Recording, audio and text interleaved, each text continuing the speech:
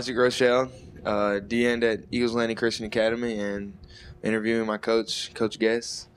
Report on the game, Pace Academy. How do they look? Well, Pace Academy, be interesting for people who don't know this is that although I think they're 3-6 or 3-5 on the season, maybe they've just won 2 games. I can't remember.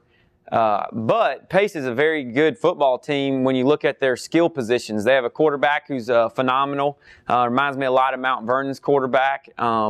He can run, he can make things happen. Very much that Michael Vick type of athlete. And he'll make things happen. They have a big wide receiver, number 4, who you got to know where he is, and he can make plays. And then they have a running back, number 5, who's a threat. And I think he's probably one of the better running backs in the junior class this year in the whole state. So on their skill set, they've got a great group of skill guys. I think maybe where we might be able to overmatch them is with our defensive line and offensive line. But you have to come play.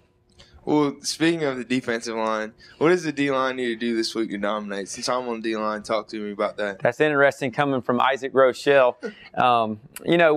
Defensive line, the same thing we talk about every single week is bottom line, you have to have a great motor. Second thing is you have to do your assignment. Squeeze the veer block. When they reach block, you run with them. When coach puts you on your stunts, you got to get flat. You got to get in the hole, and then you got to pursue. You got to get after them. You have to get to the football, and I think that's what makes a great defensive lineman. No matter your size, no matter your stature, is your relentless pursuit and effort to the football. And I know you mentioned O-line. What does the O-line need to do to dominate? O-line they have got to continue to being physical. Had a great practice Wednesday with them. Being physical, I thought it was the best practice they've ever had when it came to being physical. And that's what I'm looking for. Obviously, offensive line is very technical, but we got to take care of down linemen first. We got to move them off the football. We got to get a push and let our running backs and skill players find the hole and go.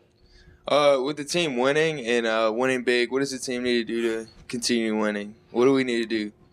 Well, obviously, it goes right back to our win-the-day mindset, our win-the-day focus, which is each and every day you have to get better. We talked about it this week at practice. You have got to bring intensity to practice. You have to be coachable. You can't sit there and get upset when the coach is getting on you and the coach is getting after you and he's pushing you and he's challenging you, because every single day we have to get better. And if we want to keep winning and we want to keep this going and this going strong, we have to get better every single day, and it's that win-the-day mindset, and we have to bring intensity to practice. That's where football games are won. I know you always say that no one gets injured, and that's not reality, but what's the deal with the injury reports? Yeah, what Isaac is talking about there is I don't believe in injuries. I don't understand the word hurt or pain, or those don't ring a bell to me. But anyways, obviously I'm just kidding. Injury report is right now we are very healthy. You're back, and you seem to be good to go, and Keontae's back, and DJ's back, and Lane Timpson's back. So hey, we're playing with the stacked deck right now. So we're excited about that, and we got everybody back. We just got to keep getting better and keep progressing as a unit together.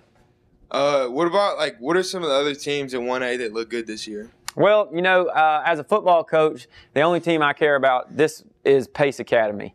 But, as the season progresses, and, I don't know too much about any other team. I'm fully consumed with Eagles Landing Christian Academy and us getting better, and I don't try to worry about what other teams are doing. I feel like we have a very tough region. I know Holy Innocents has won since we've played them. I don't think they've lost since then. And, I know Our Lady of Mercy is a good team. And then, in our region, Pace, I think Pace, if they're in any other region, Pace has a different record, and then obviously there's Landmark. So I really feel like some of the toughest teams in Single A are in our region, and we've got to beat those teams. And if we can win our region, I think we can win the state championship. But obviously we have to focus on Pace, and we have to focus on Landmark region championship, and that goal is the first and the biggest priority.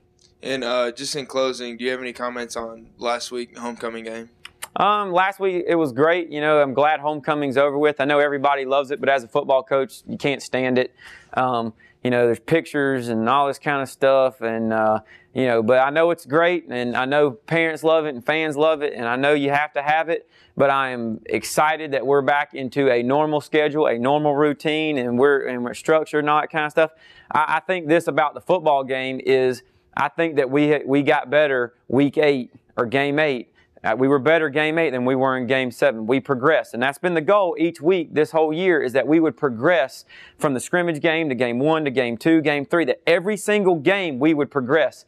The great thing right now that we have going for us is I really truly believe that each week we have progressed. I'm excited to go play Pace because I think we progressed this week. And so this is a great benchmark for us. Did we get better? Are we continuing that process? We don't ever want to cap out. We don't ever want to, hey man, hit our peak. We don't want our peak to ever come because we always want to be climbing to it. So that was the great thing about last week. All right, thank you. Thank you guys.